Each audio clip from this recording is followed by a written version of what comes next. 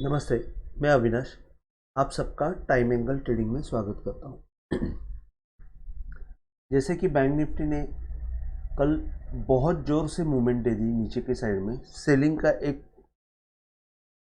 ज़ोर से अटेम्प्ट हुआ और वहां से बैंक निफ्टी ने 41,375 300 मतलब 41,400 से 400 की ओपनिंग थी और 40,100 तक मारा, मतलब करीबन 1200-1300 पॉइंट नीचे मार के 40,365 में जाके बंद हो गई।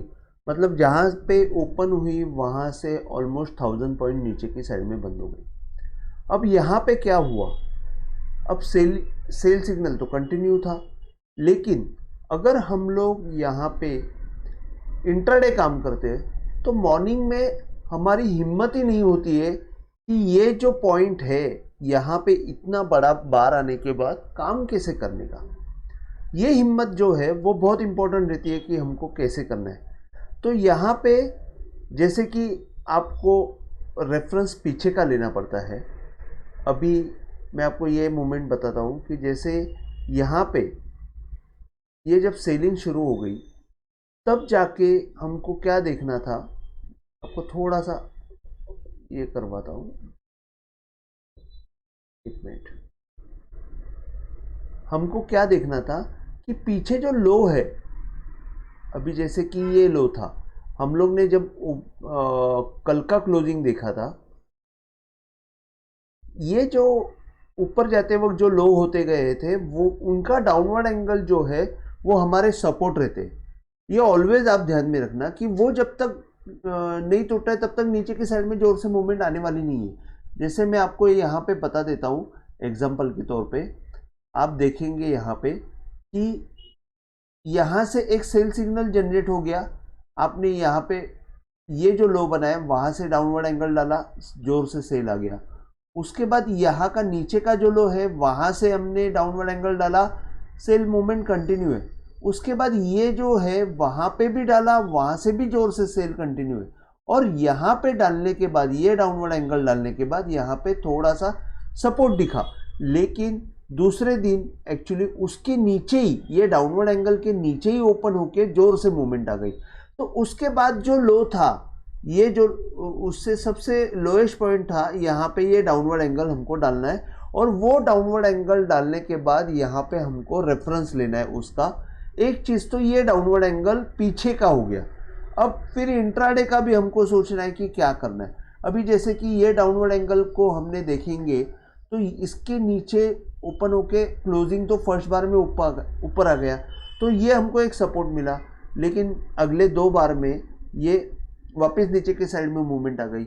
अभी एंगल के नीचे फर्स्ट क्लोजिंग ये आ गई और सेकेंड बार, ऑलवेज मैं बोलता हूँ कि second bar is very important, तो सेकेंड बार उसने ऊपर की साइड में क्लोजिंग दे दी।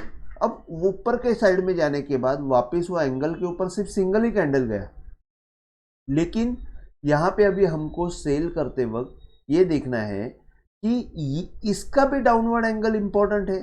जैसे मैं आपको बताता हूँ, इसका भी डाउनवर्ड एंगल इंपॉर्टेंट है। इंट्राडे के हिसाब से अगर देखते हैं तो जो इंट्राडे का लो इतना अच्छा खासा हुआ है उसका भी डाउनवर्ड एंगल इंपॉर्टेंट है।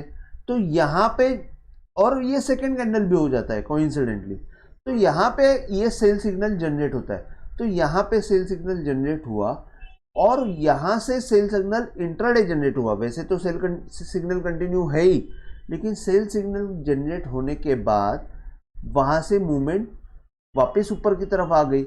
अब यहाँ पे गड़बड़ ये हो गई कि आपको दिखेगा सेल सिग्नल जनरेट हुआ है करीबन 42,670-680 के आसपास, या तो अगर हम यहाँ पे डायरेक्ट करते हैं तो 40,700 के आसपास। तो आपको स्टॉप लॉस कहाँ पे है नज़दीक में, अगर आप देखेंगे तो यहाँ पे देखा जाएगा तो ये लो के नीचे ये लो मारा है, तो ये स्टॉप लॉस आपका रहेगा, दैट इज 41,120। तो 41,120 और यहाँ पे आपका 40,700, मतलब करीबन 300-350 पॉइंट का स्टॉप लॉस था जो अफोर्डेबल नहीं था। और उसके वजह से यहाँ पे क्या हुआ कि ये ट्रेड मैंने दिया नहीं, बाई की साइड में, अपना सेल की साइड में दिया नहीं, क्योंकि मुझे ये स्टॉप लॉस अफोर्डेबल नहीं लगा। वही सेम गलती मैंने निफ्टी में दे दी, निफ्टी में मैंने सेल सिग्नल दे दिया और वहाँ पे स्टॉप लॉस मैंने कंजूसी से लगाया, वो स्टॉप लॉस हिट होके वापस निफ्टी नीचे की तरफ आ गई।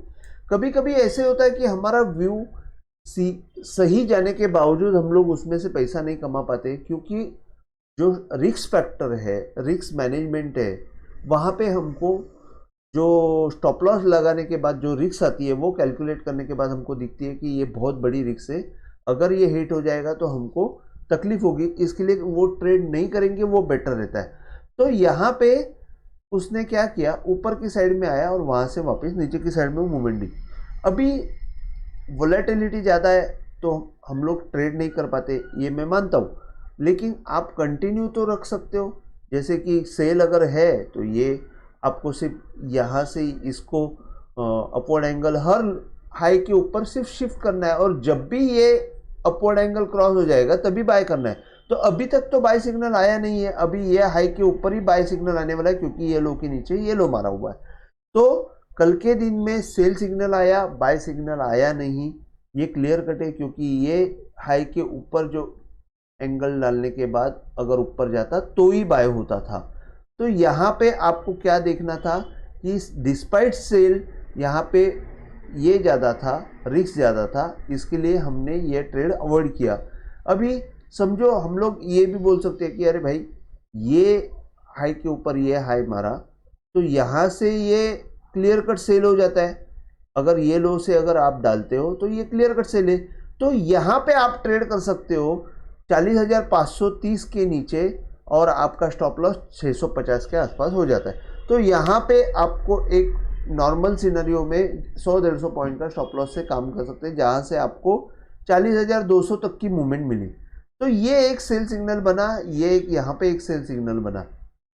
अभी कल क्या हो सकता है, तो कल सिंपल है, यहाँ से ये अगर इंट्राडे में ये इसका अपवर्ड एंगल क्रॉस हो जाता है, जैसे कि ये 40,510-20 है, मैंने यहाँ पे 40,540 लिखा है, 30 से 40 स्मॉल सिग्नल जनरेट होने वाला है वहाँ उसके ऊपर। तो यहाँ से एक स्मॉल सिग्नल जनरेट होगा, उसके आगे जैसे जैसे मूवमेंट आएगी वैसे मैं आपको बताऊंगा। रेजिस्टेंस के तौर पे आपको हर हाई के ऊपर अपवर्ड एंगल डालना है और वहाँ से रेजिस्टेंस निकालना है। मैं आपको ये प्रोसेस खुद ब खुद आपको करने के लिए मैं एक्सप्लेन करके ओपन करके बता रहा हूँ कि आप रेजिस्टेंस और सपोर्ट कैसे निकाल सकते हो। सपोर्ट के तौर पे यहाँ से अगर ये लो से हमने डाउनवर्ड एंगल डाला तो 40,138 के आसपास आता है, 120 के आसपास आता है, लेकिन सपोर्ट आप थोड़ा टाइम जाता है तो मैंने 40,100 लिखा है। उसके बाद 39,840 जो बहुत इंपॉर्टेंट सपोर्ट रहेगा, वो कैसे, वो मैं आपको बता देता हूँ। जैसे कि ये लो के बाद यहाँ पे ये लो दिखता है, और यहाँ से अगर आपने ये शिफ्ट किया तो आपको यहाँ पे 39,840 का लेवल दिखेगा। अगर वो टूटता है तो फिर और भी तकलीफ़ें बढ़ सकती है। तो मैंने जैसे वीकली बजट वीक स्पेशल का जो मैंने वीडियो बनाया है, आप जाके वहाँ पे देख सकते हो मेरा वीकली का क्या एनालिसिस है, वहाँ पे आप जाके चेक कीजिए। मेरा व्यू तो सेल की तरफ ही है, लेकिन इतना मंदी होने के बाद थोड़ा मार्केट ऊपर आने की कोशिश करेगा। तो थोड़ा जैसे इंट्राडे में आप अगर कंटिन्यू बेसिस पे टेलीग्राम में ट्रैक करते रहेंगे तो वहाँ पे आपको लाइव सिग्नल मिलेंगे, वहाँ पे मैं आपको गाइड करते जाऊँगा कि कैसे करना है और क्या करना है। जब तक हमको ट्रेंड को फॉलो करेंगे तो ही पैसे आने वाला है, ये आपको समझ के लेना है। तो आज के लिए बैंक निफ्टी का मैं इतना ही बता रहा हूँ। रेजिस्टेंस के तौर पे 540 मैंने बताया, सपोर्ट के तौर पे ये बताया हुआ है। अब मैं निफ्टी का आपको बता देता हूँ। निफ्टी में भी सेम चीज़ हुई जो मैंने गलती की, मैंने बताया कि निफ्टी में यहाँ पे ये जो लो था, ये लो, यहाँ से मैंने डाउनवर्ड एंगल डाला और वहाँ पे ये टूटने के बाद सेकेंड बार के नीचे मैंने सेल दे दिया 17,700 में। 17,700 में सेल देने के बाद मैंने 17,750 का अंदाज से स्टॉप लॉस लगाया, और स्टॉप लॉस लगाने के बाद यहाँ पे उसने 17,700 750 के बजाय वो 790 तक उसने मूवमेंट की और वहाँ से फिर नीचे आ गया। तो सेल सिग्नल जो है यहाँ पे ये कैंडल के नीचे जनरेट हुआ। अगर आप देखेंगे तो स्टॉप लॉस जो था वो प्रॉपर यहाँ पे था, लेकिन वो जो था 810 मतलब 110 पॉइंट का स्टॉप लॉस था, जो इंट्राडे में वो पॉसिबल नहीं था 110 पॉइंट का। तो इसके लिए मैंने वो थोड़ा 50 पॉइंट का एडजस्ट किया जो वोलेटिलिटी में खा गया। अगर आप प्रॉपर काम करेंगे तो ये लो के नीचे अगर आप मारते हैं तो यहाँ पे आपको एक सेल सिग्नल जनरेट हुआ। यहाँ पे एक अच्छा खासा स्टॉप लॉस नज़दीक भी था। यहाँ से आप देखेंगे तो 17,600 से यहाँ आपको 17,500 तक की मूवमेंट मिली, 100 पॉइंट की मूवमेंट यहाँ पे मिली। अब जाते जाते यहाँ पे क्या हुआ है कि निफ्टी में ये लो के नीचे ये लो मारा है, इसका अपवर्ड एंगल क्रॉस करने की कोशिश की है। तो ये जो कैंडल है, ये कैंडल के ऊपर अगर वापस मूवमेंट आती है तो एक स्मॉल बाय सिग्नल जनरेट होगा 17,645 के ऊपर के 690, 810 और 17 ये मैंने हाई के ऊपर ये डाले हुए अपवर्ड एंगल डाला हुआ है। उसके हिसाब से 17,950 है वो आज के हाई का अपवर्ड एंगल है। तो ये पॉइंट ऊपर की तरफ रेजिस्टेंस के जैसे काम करेंगे और सपोर्ट के तौर पे 17,480, 17,425 और 17,300। 17,300 के नीचे 17,170 का पॉइंट आएगा। इंट्राडे के बेसिस पे मैंने बताया हुआ है। तो इंट्राडे में कैसे सेल सिग्नल हुआ वो मैंने बताया, बाय सिग्नल होने जा रहा है वो मैंने आपको कंडीशन बताई है। तो आपको टेलीग्राम में अगर आप ज्वाइन होते रहेंगे तो वहाँ पे मैं आगे चल के थोड़ा सा टेक्निकल एनालिसिस को एक्सप्लेन करने की कोशिश करूँगा। तो आप टेलीग्राम का लिंक मैंने डिस्क्रिप्शन में दिया हुआ है, वहाँ पे जाके आप ज्वाइन हो सकते हो। जैसे कि अगर आपको वीडियो आज का पसंद आया हो तो प्लीज़ आप शेयर कीजिए, लाइक कीजिए और सब्सक्राइब कीजिए। आज के लिए बस इतना ही। जय हिंद, थैंक यू।